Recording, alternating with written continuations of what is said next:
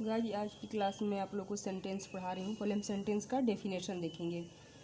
A sentence is a group of words put together in a certain order giving complete sense. शब्दों का वह समूह जो निश्चित ढंग से क्रमबद्ध हो और पूर्ण अर्थ देता हो उसे हम सेंटेंस कहते हैं। Kind of sentence. सेंटेंस 5 प्रकार के होते हैं। असर्टिव सेंटेंस, इसको हिंदी में निश्चयात्मक वाक्य बोला जाता है।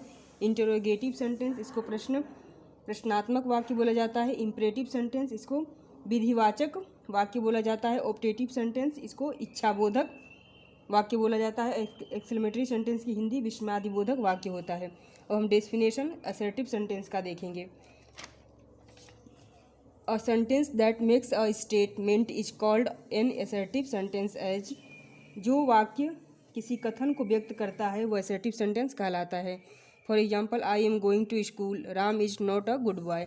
अब हम इंटरोगेटिव सेंटेंस का डेफिनेशन देखेंगे। A sentence that ask a question is called an interrogative sentence as जिस वाक्य के द्वारा कोई प्रश्न किया जाता है वह इंटरोगेटिव सेंटेंस कहलाता है। For example, what is your name, who will help you. अब तीसरा हम इम्परेटिव सेंटेंस का डेफिनेशन देखेंगे। A sentence that expresses an order, a request और a piece of advice is called an imperative sentence.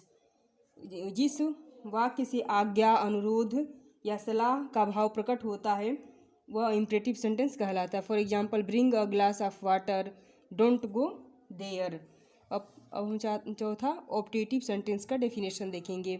A sentence that expresses some curse, blessing, prayer और wish is called an optative sentence.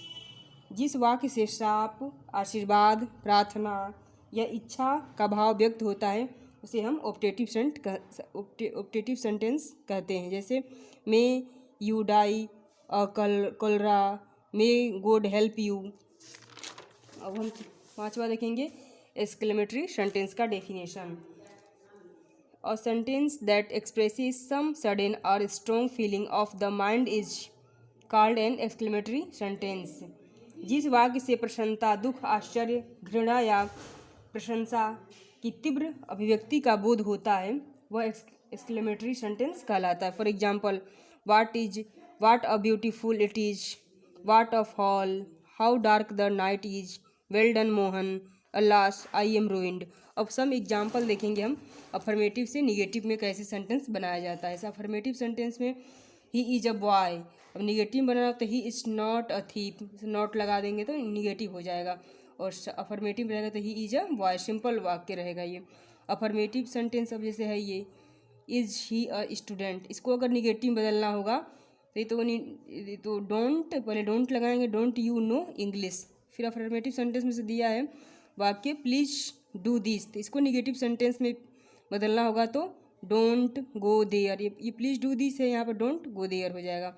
Affirmative sentence है जैसे help the poor, negative में क्या हो जाएगा, I never tell a lie.